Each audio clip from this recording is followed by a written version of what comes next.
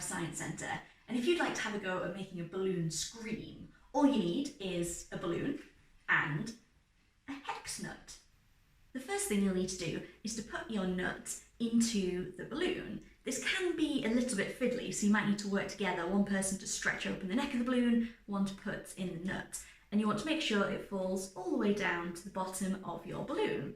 Once you've done this, you need to blow up the balloon. If you have a balloon pump, it's probably a good idea to use one.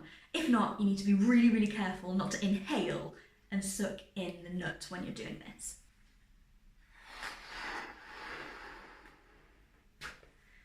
You don't need to blow up the balloon too big. Once you're happy, you can tie off the neck of the balloon. And then you're ready to make your balloon scream. This can take a little bit of practice, just like learning any musical instrument. You want to grab it by the knotted end, make sure you've got a nice tight firm grip, not too tight that you're going to burst the balloon, and then you want to try and get the nut to roll around the inside of the balloon, so you're making lots of small, fast circles, and eventually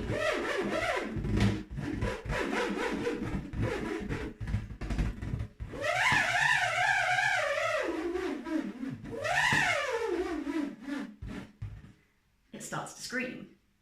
We hear the screaming because of the shape of the nut. It's a hexagon, it's got 6 sides. This means it doesn't roll smoothly around the inside of the balloon, it bounces around inside. This bouncing causes the balloon to start vibrating, and then the air to start vibrating. The vibrations travel through the air to our ears, where we hear the sound. Once you have mastered making a balloon scream, why not try different sizes of nuts? Do they change the sound? Does it go higher or lower?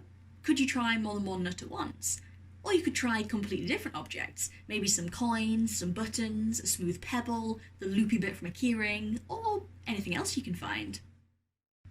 If you do have a go at making a balloon scream, take a photo or video to send to us using #LifeGoesOnline.